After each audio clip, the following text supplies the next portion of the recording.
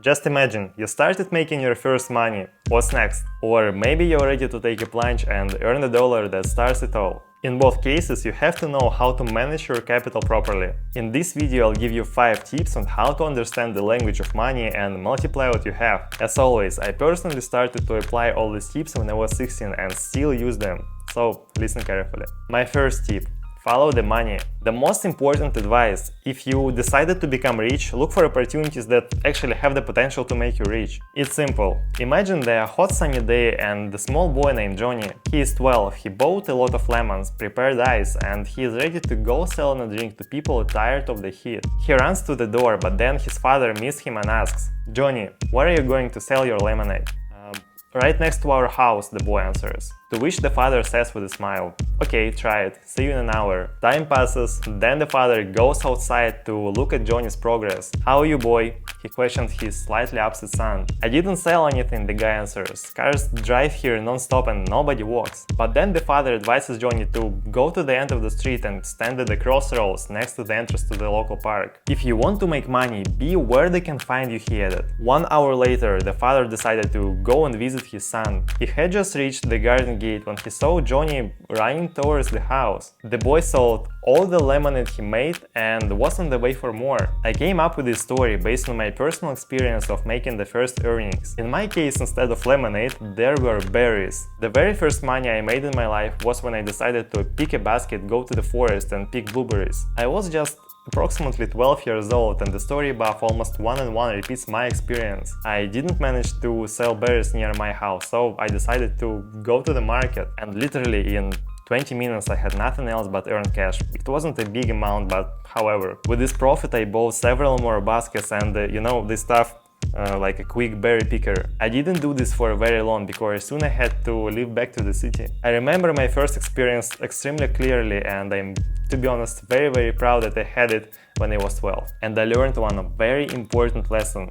Follow the money. It helped me many times in the future. Well, listen, there is no point trying to make your first million where there is no buyers or they are poor. Yes, you can try to become a millionaire selling some kind of luxury towels to nursing homes, but they don't have money and demand for luxury towels. Trust me, it's much easier to make one but $100,000 sale comparing to 100 but $1,000 sales. Remember about 80-20 rule and be focused on the areas with the highest financial efficiency. Consider directions where real money is spinning. Get into high-ticket sales or maybe create some kind of product that will be useful for companies, not for individuals with mid-income. Remember, if you want to make money, be where they can find you. My second tip. Set financial goals. You should always have financial checkpoints in your mind that you will follow. Money almost never go to fools who move inside the flow. I want to share with you one very efficient practice. Stay with me. Take a simple notebook and a pen and put, a bold point on the left side of the sheet. This is where you are today,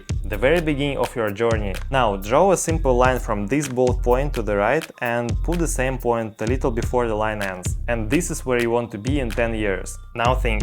Who you want to become and what do you want to have when you get there? How much money do you want to make per month or per day? And by the way, how many sources of income do you want to have? Write down the number you want to reach and remember it. It's important to think big and write down what seems even impossible for you right now. This is, my approach. In time, during your path, you will find a way how to achieve it. And now put several checkpoints between these two bold dots. For example, if currently you don't have any income, but in 10 years you want to make, let's say, $1 million per month, try this. Add on your line 10 dots with the interval of 1 year between them, and the first dot will represent $1,000 per month. The second one will be $5,000 per month. The next one will be 10, then 20, and so on. Now even these numbers seem huge for you, but understand one thing. Awareness of the next steps comes in the process. If now you don't have any idea how to make 10 grand per month, make your first 1,000. By the way, did you notice that we put the second bold point not at the very end of the line? Do you know why? Because this path has no end. Reaching one checkpoint will go to the next one. And even if you are talking about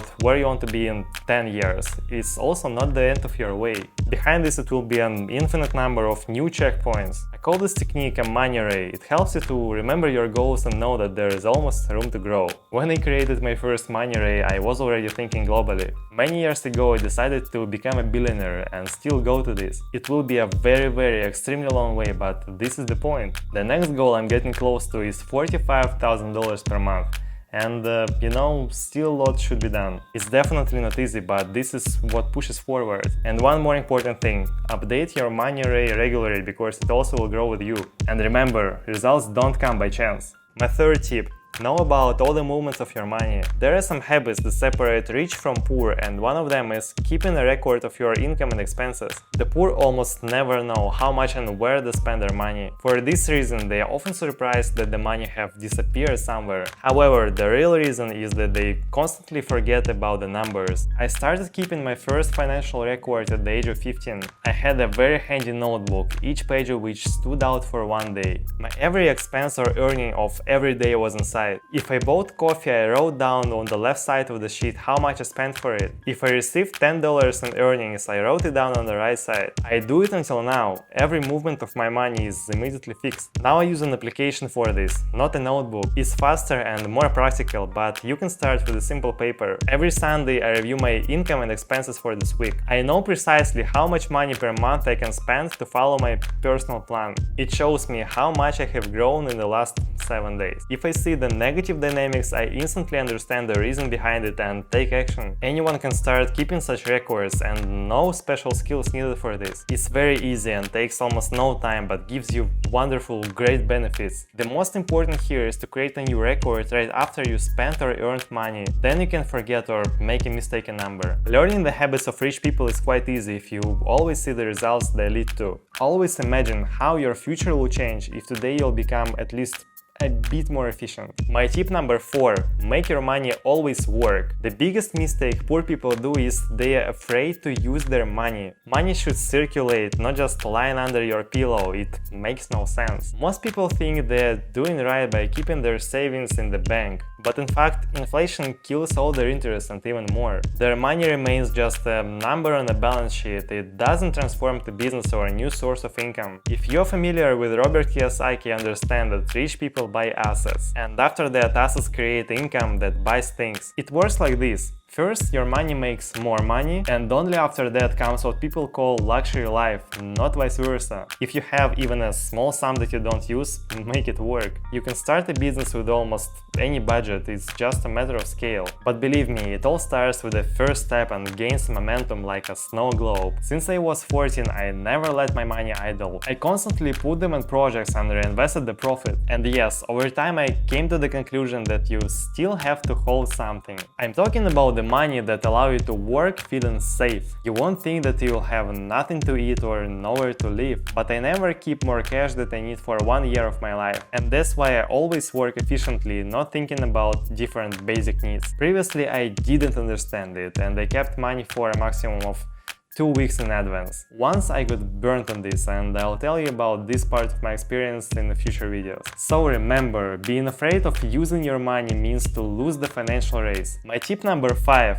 Develop your financial awareness. It doesn't matter where you are, but your current level of knowledge and skills is not enough. Always practice the language of money by investing in yourself. Read biographies of the best businessmen, communicate with entrepreneurs, develop and apply new strategies, take action and be bold. The sooner you acquire a new skill, the more it will help you on your path. Any self-upgrade pays off faster if it's done earlier. You know, I always bought a lot of books. I even was offered to work in a bookstore. The stories of successful people, their advices, they helped me to move forward. And today, thanks to this, I have a lot of images in my mind that help me to stay active. I also bought a lot of courses and trainings that helped me to improve my communication skills. I was always spending more money on development comparing to anything else. Yes, for this reason, my childhood was different from childhood of the majority of my friends. Do I regret?